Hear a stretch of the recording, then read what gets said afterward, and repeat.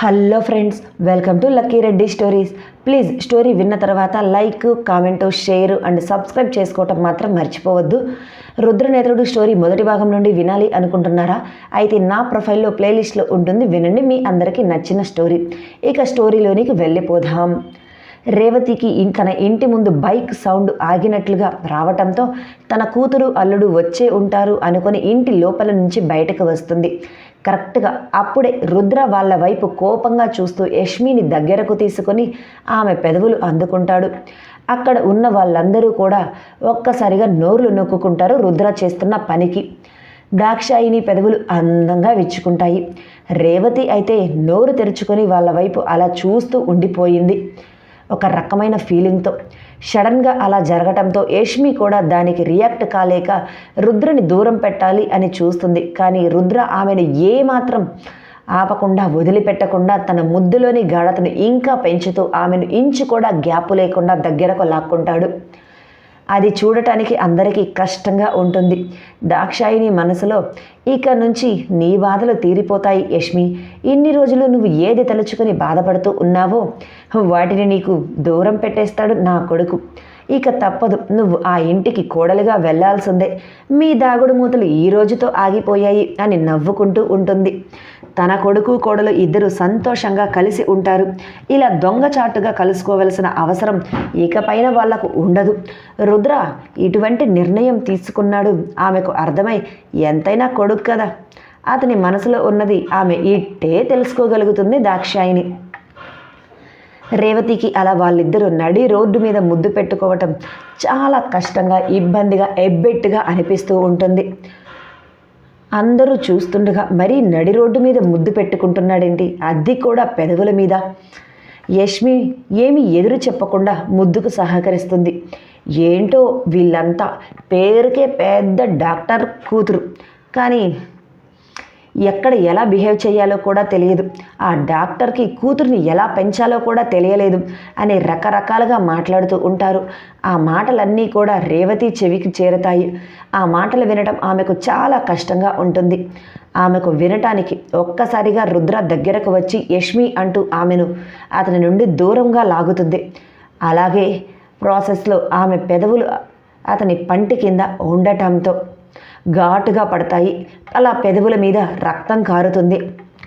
రక్తం కారుతున్న నొప్పిని భరిస్తూ రుద్ర వైపు చూస్తూ ఉంటుంది. కానీ రుద్రకు ఎదురు తిరిగి ఒక్క మాట కూడా మాట్లాడదు యష్మి.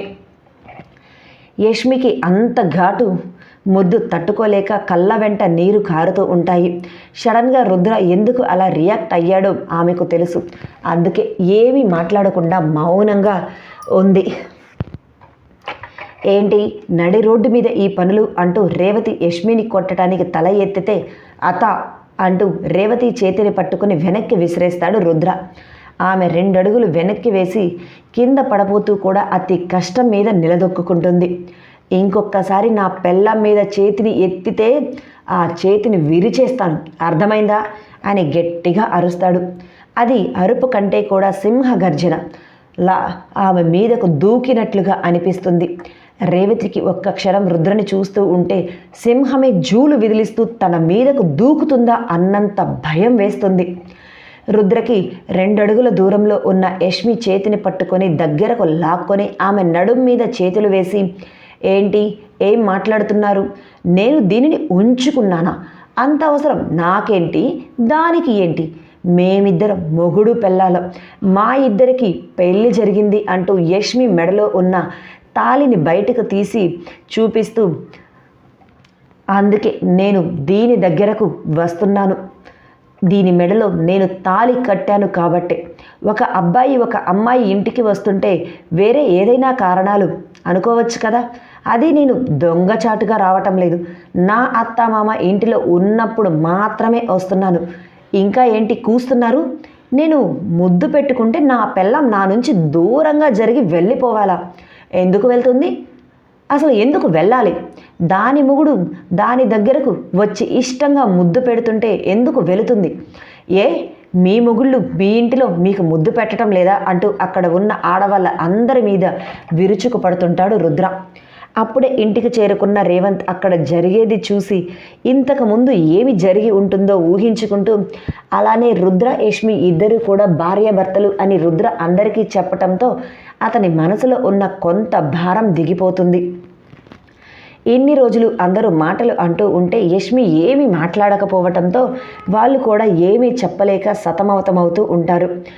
ఇప్పుడు వాటన్నిటికీ కూడా రుద్రనే సమాధానం చెప్పటంతో రిలీఫ్గా అనిపించటంతో రేవంత్ పెదవుల మీద నవ్వు చేరుతుంది. అలానే మనసులో కూడా కొంత బాధగా ఉంటుంది అతనికి.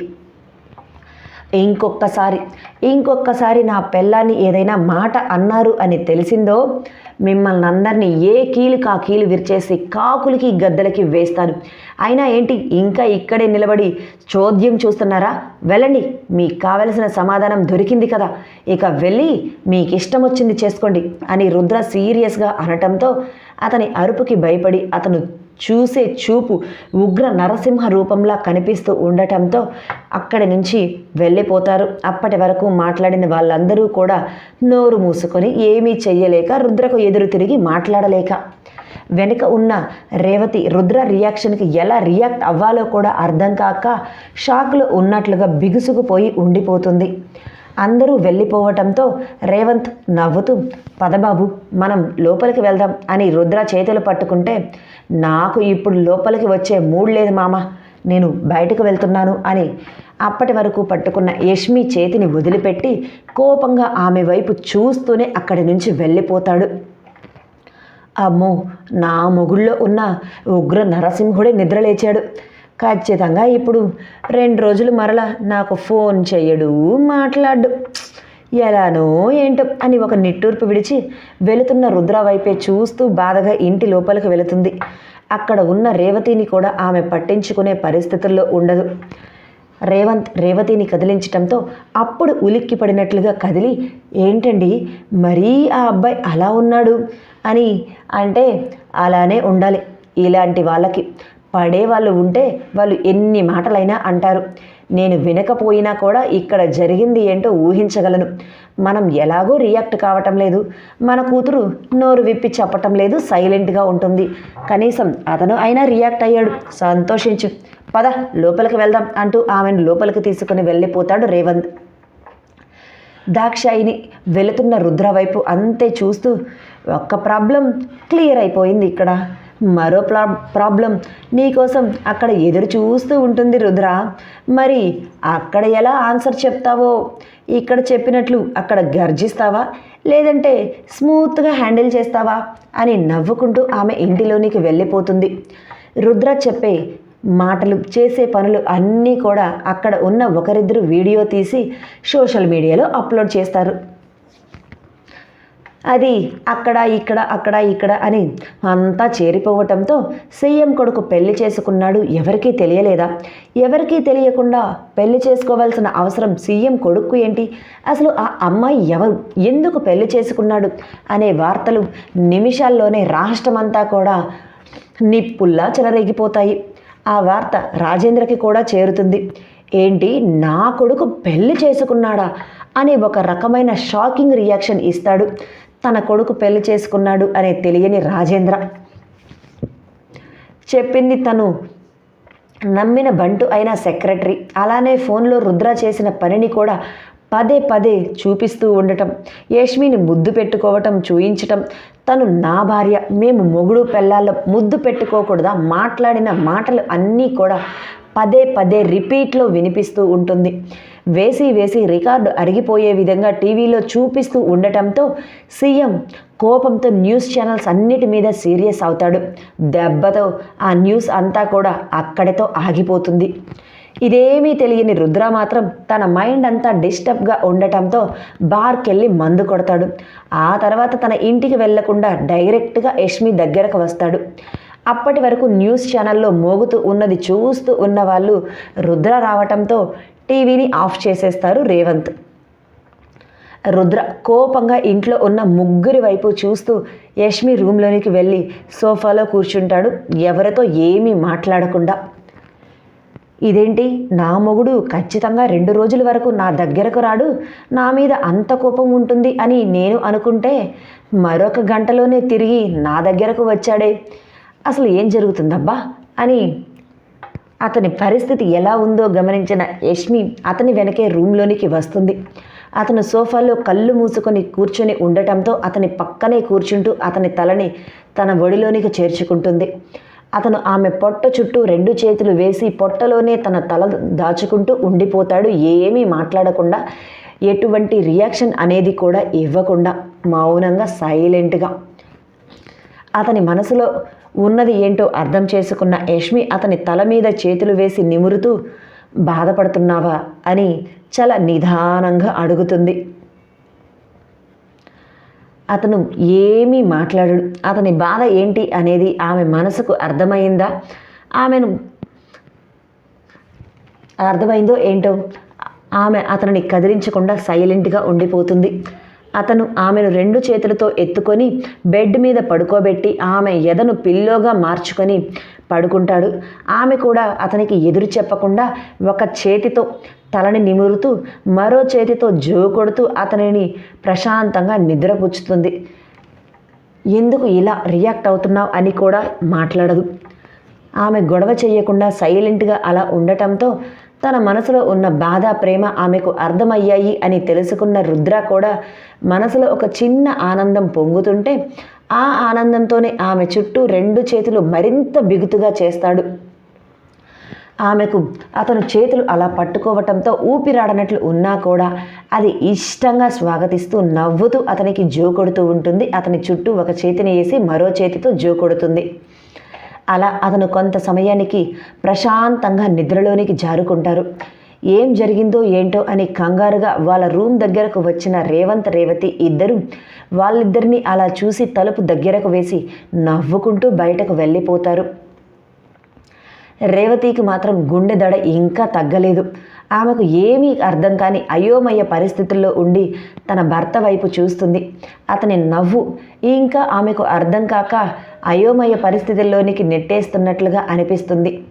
రూమ్లోనికి వచ్చిన రేవంత్ వెనకే ఉన్న రేవతి, ఏంటండి అతను మందు తాగి వచ్చినట్లుగా ఉన్నాడు అని రేవతి భయంగా అంటే, అవును తాగాడు, అయితే ఏంటి అని సింపుల్గా అంటాడు. అదేంటండి అలా మాట్లాడతారు, మందు తాగి మన అమ్మాయి దగ్గరకు వచ్చాడు, మన కూతురేమో ఇంకా దూరం పెట్టకుండా గుండెల మీదకు చేర్చుకొని చిన్న పిల్లాడిని జోకొట్టినట్లుగా అలా జోకొడుతూ నిద్రపుచ్చుతుంది, నాకేమీ అర్థం కావటం లేదు, వీళ్ళిద్దరూ ఏంటో అని అంటుంది. అవును, ఇప్పుడు అతను చిన్న పిల్లాడే, అతని మైండ్ సెట్ కూడా ఈ టైంలో అలానే ఉంది. అతను చూడటానికి రఫ్గా కనిపించినా అతని మనస్తత్వం మాత్రం చిన్న పిల్లాడిదే. తన నుంచి ఏదైనా లాగేసుకుంటారు అనే భయం అతనిలో ఉంది కాబట్టే అతను అలా బిహేవ్ చేస్తున్నాడు. అది నువ్వు అర్థం చేసుకోవాలి. పైకి కనిపిస్తున్న రూపం కాదు, లోపల దాగి ఉన్న మనసు అర్థం చేసుకుంటే రుద్ర ఒక ఆణిముత్యం, ఎవరికీ దొరకని ఒక వజ్రంలా కనిపిస్తాడు. మన కూతురుకి ఆ వజ్రం దొరికింది, సంతోషపడాలి. అయినా నువ్వేమీ కంగారు పడద్దు. రుద్రకి ఎప్పుడు ఎక్కడ ఎలా ఉండాలో పర్ఫెక్ట్గా తెలుసు. మన అమ్మాయి సంతోషంగా బ్రతుకుతుంది. ఇక తన కాపురానికి వెళ్ళటానికి కావలసినవి నువ్వు సిద్ధం చేసుకో అని చెప్పి హ్యాపీగా దుప్పటి కప్పుకొని నిద్రకి పోతారు. ఈయన ఏంటి ఇలా మాట్లాడుతున్నారు, కాపురానికి వెళ్ళటానికి సిద్ధం చెయ్యాలా అంటే ఇప్పుడు రుద్రతో యష్మి వెళ్ళిపోతుందా అని ఒక్క క్షణం ఆనందం వేసిన మరుక్షణం తన కూతురు తమని విడిచి వెళ్ళిపోతుంది అనే బాధ ఉంటుంది. తను తన పుట్టింటి నుంచి విడిచి వస్తున్నప్పుడు కూడా అదే బాధ, ఇప్పుడు తన కూతురు తన నుంచి వెళ్ళిపోతుంటే అదే బాధ. ఆడపిల్లకు ఈ బాధ తప్పదేమో అని అనుకుంటే తన భర్త పక్కనే ఆలోచిస్తూ కళ్ళు మూసుకుంది. కానీ ఆ కనుపాప వెనక ఎన్నో ఆలోచనలు, ఎన్నో భయాలు దాగి ఉన్నట్లుగా ఉలిక్కిపడి కళ్ళు తెరుస్తుంది.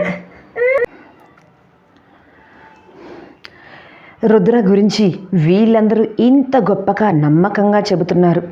దాక్షాయిని అడిగితే నా కొడుకు, వాడు ఎటువంటి తప్పు చెయ్యడు అని నమ్మకంగా చెప్తుంది. నా కొడుకు మనసు చూడాలి, వాడి మనసు అర్థం చేసుకుంటే వాళ్ళ జీవితం పూల పాన్పు అవుతుంది అని అంటుంది. ఈయన కూడా సేమ్ అలానే మాట్లాడుతున్నారు. నాకేమో ఏమీ అర్థం కావటం లేదు. అంటే నేను అతన్ని మంచిగా చూడటం లేదా, లేదంటే మొదటిసారి నా ఇంటికి వచ్చినప్పుడు నాకు నచ్చలేదు కాబట్టి అదే దృష్టితో ఆలోచిస్తున్నానా అని రుద్ర గురించి ఆలోచిస్తూ ఎప్పటికో నిద్రలోనికి జారుకుంటుంది రేవతి. రాజేంద్ర నైట్ అంతా రుద్ర కోసం ఎదురు చూస్తున్నా రుద్ర ఇంటికి రాకపోవటంతో ఖచ్చితంగా యష్మి దగ్గరకు వెళ్ళి ఉంటాడు అని ఆలోచిస్తూ తన సెక్రటరీకి ఫోన్ చేసి రుద్ర గురించి అడిగి తెలుసుకుంటాడు. ఎక్కడ ఉన్నాడు, ఏం చేస్తున్నాడు, ఎందుకు ఇంటికి రాలేదు అనే విషయం గురించి. అతను యష్మి ఉన్న వీధి పేరు చెబుతాడు. ఆ పక్కనే యష్మి ఇల్లు అని రాజేంద్రకు తెలియక, ఓహో తల్లి దగ్గరకు వెళ్ళాడా అని అనుకుంటాడు. దాక్షాయిని ఇంటి అడ్రస్ అక్కడే, యష్మి వాళ్ళ ఇంటి పక్కనే అని అతనికి తెలియకపోవటంతో నాతో తల్లి అంటే కోపం అన్నట్టు మాట్లాడతాడు. కానీ తల్లి మీద ఉన్న ప్రేమ బయటకు చూపించకపోయినా అప్పుడప్పుడు తల్లి దగ్గరికి ఇంటికి వెళుతూ ఉంటాడా? అంటే దాక్షాయిని రుద్రని దగ్గరకు తీసుకుంటుందా? అయినా ఎందుకు తీసుకోదులే, కన్న కొడుకు కదా, మొగుడిని వద్ది అని అనుకుంది కానీ కొడుకుని కాదు అని అనుకోలేదు కదా అని నవ్వుకుంటూ ఒకప్పటి తన భార్యతో గడిపిన రోజులను గుర్తు చేసుకుంటూ ఉంటాడు. రాజేంద్రకి అప్పటికి ఎన్నో ఫోన్ కాల్స్ వచ్చి ఉంటాయి. ఎంతోమంది మీ కొడుక్కి పెళ్లి జరిగిందా, ఎప్పుడు, ఎక్కడ, మాకెవరికి తెలియనే లేదే, అంత సీక్రెట్గా మీ కొడుక్కి పెళ్లి చేశారా, అంత రహస్యంగా మీ కొడుక్కి పెళ్లి చేయవలసిన అవసరం ఏంటి, అది కూడా అతను అమ్మాయి వాళ్ళ ఇంటికి వెళ్తున్నాడు అని తెలిసింది, మీ ఇంటిలో ఉండటం లేదా అని రకరకాలుగా క్వశ్చన్స్ అడుగుతూనే ఉంటారు. ఆ క్వశ్చన్స్కి ఆన్సర్స్ ఏం చెప్పాలో అర్థం కాక ఫోన్ని సైలెంట్లో పడేస్తారు. టీవీలో ఆ న్యూస్ చూసిన మహేంద్ర నేత్ర నోరు తెరుచుకొని ఒకరిని ఒకరు చూస్తారు. ఏంట్రా రుద్ర, ఆ అమ్మాయి మెడలో రుద్ర తాళి కట్టాడా, ఈ విషయం నీకేమైనా తెలుసా అని అడిగాడు. నాకేమీ తెలియదు నాన్న, వాళ్ళిద్దరూ ప్రేమించుకుంటున్నారు అని మాత్రమే నాకు తెలుసు. కానీ ఇదిగో వీడు ఇలా దాని మెడలో తాళి కట్టి అని మాత్రం నేను ఊహించలేకపోయాను. దుర్మార్గుడు, పెళ్లి జరిగింది అన్న విషయం కూడా నాకు చెప్పనే లేదు, యష్మి కూడా చెప్పకుండా దాచిపెట్టింది అని వాళ్ళిద్దరిని ముద్దుగా తిట్టుకుంటూ ఉంటాడు. అప్పుడే వాళ్ళ దగ్గరకు వచ్చిన సాత్విక ఫ్యామిలీ కూడా అది చూసి ఎప్పుడు జరిగింది, ఎక్కడ జరిగింది అని ఆశ్చర్యంగా క్వశ్చన్స్ వేస్తే మాకే తెలియదు, ఇక మీకేం చెప్తాం సమాధానం అని మహేంద్ర కూడా అంటాడు. నీకు నిజంగా రుద్రబావ పెళ్లి చేసుకున్నట్లుగా తెలియదా బావా అంటూ నేత్ర పక్కన కూర్చుంటూ సాత్విక అడిగింది. నేను నిజమే చెప్తున్నానే, నాకు నిజంగానే తెలియదు, వాళ్ళిద్దరూ ప్రేమించుకుంటున్నారు అని మాత్రమే తెలుసు.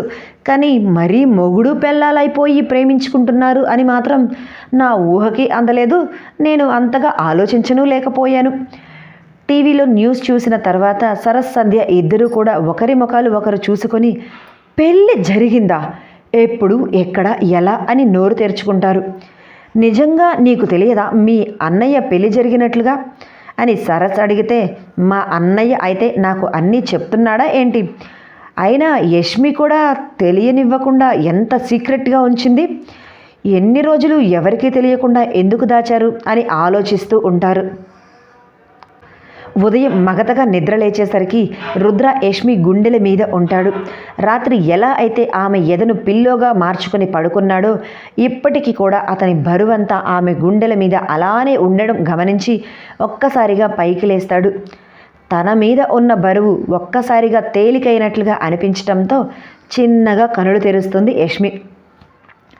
రుద్ర లేచి ఆమె వైపే చూస్తూ ఉండటంతో ఏమైంది, లేచావు, పడుకో అని చేతులు రెండూ చాపుతూ అతని వైపు బాధగా చూస్తూనే సారీ అని అంటుంది. దేనికి సారీ అని ఆమె అంటుంటే, ఏదో బాధలో నీ మీద అలా పడుకొని పోయాను, నైట్ అంతా నా బరువు మోస్తూనే ఉన్నావు కదా, భారం అనిపించలేదా, బరువు తెలియలేదా అని అన్నాడు.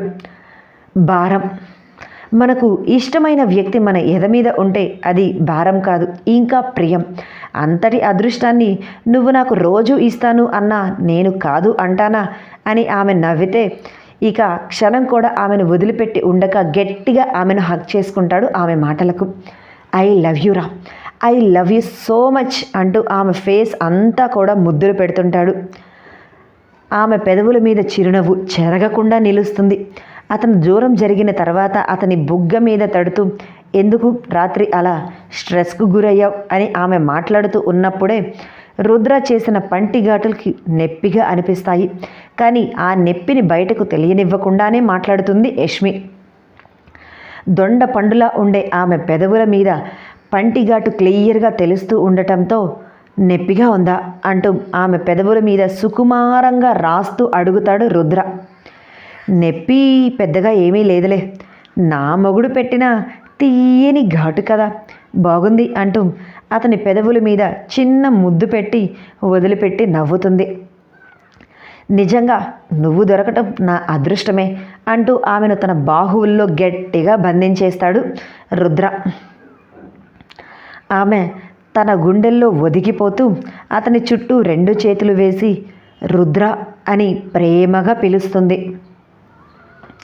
అతను ఊ అని పలికితే, నాకు నీలాంటి ఒక చిన్ని బాబు కావాలి అని అతని వైపు చూడలేక సిగ్గుతో అతని గుండెల్లో తలదాచుకొని అడుగుతుంది.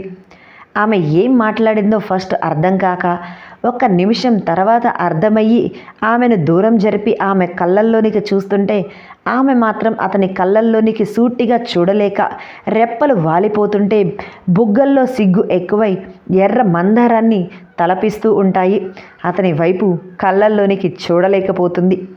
ఏది ఒక్కసారి నీ ఫేస్ చూయించు అంటూ ఆమె తలను పైకెత్తి, నిజంగానే నువ్వు అడుగుతున్నావా అని అతను అడిగితే, అవును అన్నట్లుగా తల ఊపి ఇక అతనికి దూరం ఉండలేక అతని గుండెల్లో ఒదిగిపోతూ, నాకు ఇలా మన బంధం దూరంగా ఉండటం నచ్చటం లేదు, మరి ఇద్దరం ఒకటి కావాలి, ఎవరు విడదీయలేనంత ఒక్కటిగా అంటూ అతనిని గట్టిగా హత్తుకుంటుంది.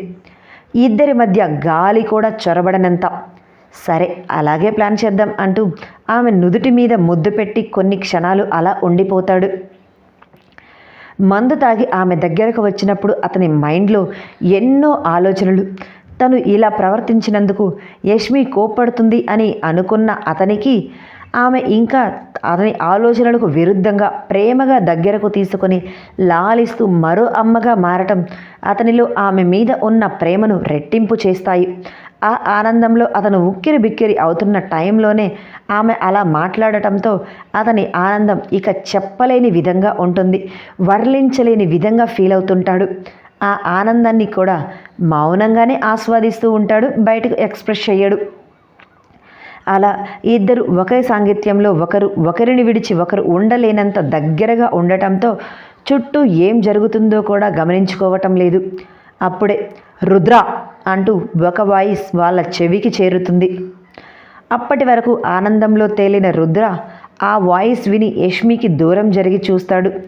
అక్కడ తన తండ్రి తన వైపే చూస్తూ ఉండటం గమనించి, నాన్న ఎప్పుడు ఇక్కడికి వచ్చారు అని తన తండ్రి వైపు చూస్తుంటే యష్మి అప్పటి వరకు ఎంతో ఆనందంగా రుద్రతో ఉన్నది కాస్త రాజేంద్రను చూడటంతో భయంతో రుద్ర చేతిని మరింత గట్టిగా పట్టుకొని అతని వెనక్కి వెళ్ళిపోయి వణికిపోతూ ఉంటుంది. ఇదండి ఇవాల్టి స్టోరీ. మరలా రేపటి భాగంతో కలుసుకుందాం. ఏం జరుగుతుంది అనేది తెలుస్తుంది. రాజేంద్ర వాళ్ళ పెళ్ళిని ఒప్పుకుంటాడా లేదా?